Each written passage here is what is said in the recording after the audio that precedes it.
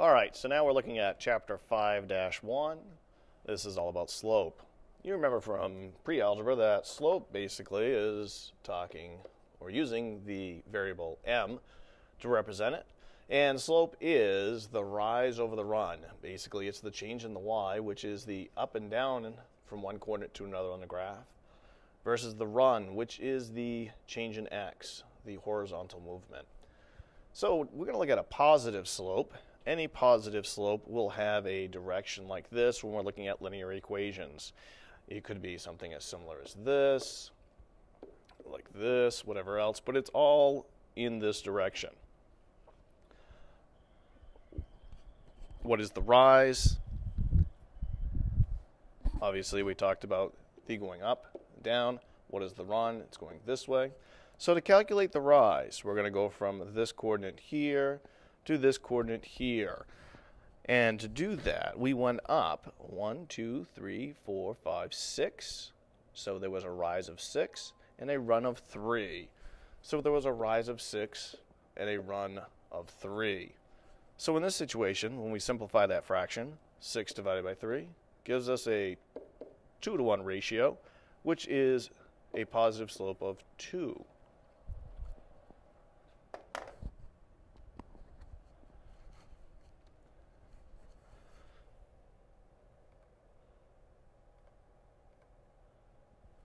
Next, we move on to a negative slope. Again, we're going to look at the difference between two coordinates, and we're going to look at the rise, which is the change in y, and the run, which is the change in x.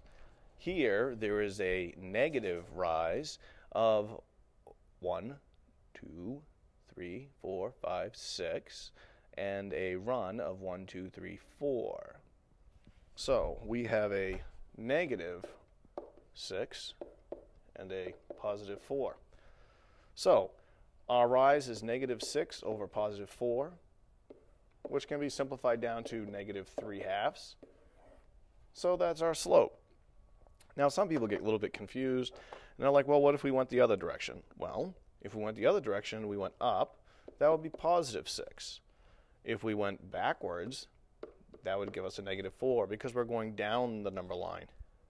Still, at that scenario, we would have positive 6 over negative 4, which would give us negative 3/2 still in the end.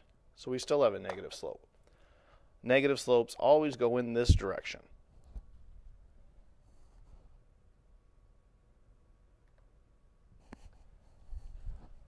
Now we're looking at the slope of a zero slope. If you think of the floor that you usually walk on, it has 0 rise.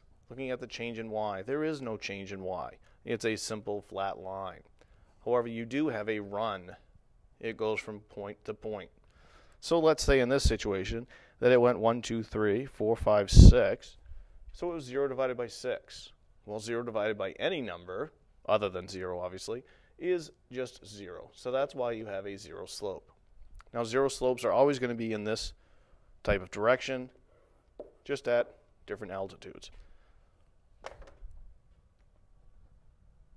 Now we have this weird thing that's called a no slope, aka the undefined. So the reason is why. Why does this happen? Well, if you think about this, the altitude does change. There is a change in y.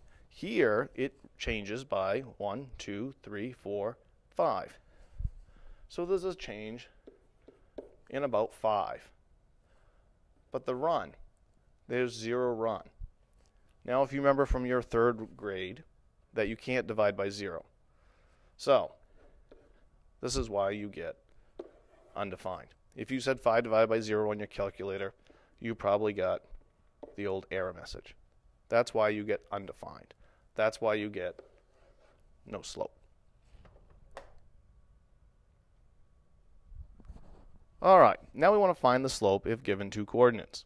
So here's the deal. You're given 2 coordinates, and remember, coordinate has an x and a y, and an x and a y. You need to figure out, hey, wait a minute, I have 2 sets of x's, 2 sets of y. So I need to figure out how to make them easy to look at. So I'm just going to call the first set x sub 1, y sub 1. I'm just naming them. The second set, I'm going to call it x sub 2, y sub 2.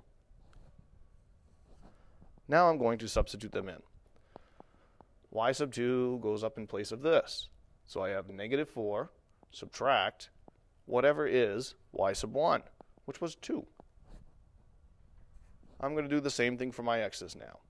X sub 2 goes down here. 6 subtract 5. Now I simplify. I have negative 4 minus 2. I get negative 6. On the bottom, 6 subtract 5, I get 1. I simplify it to get negative 6 as my answer.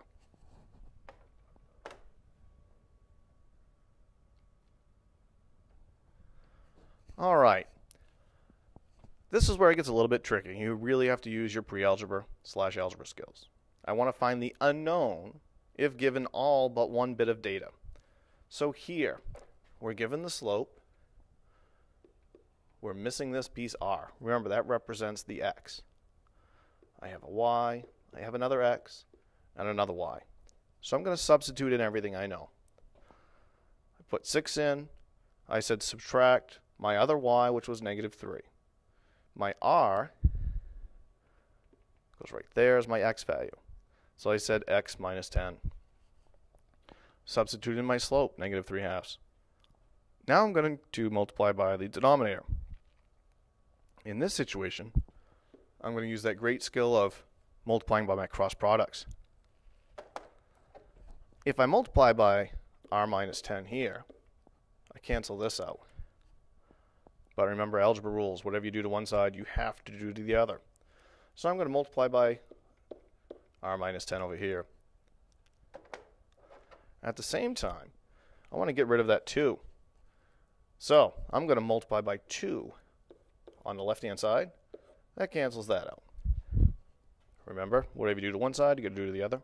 So I'm going to multiply by 2 over here. I'm going to rewrite this now. So I have the quantity r minus 10 multiplied by negative 3. And on the right-hand side, I have 9 multiplied by 2. So we have the friendly distributive property. So I'm going to distribute.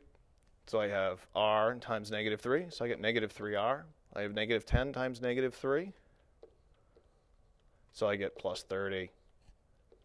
On the right-hand side, 2 times 9 is 18. I'm going to combine like terms. I'm going to subtract 30. Subtract 30. Cancel out the 30s.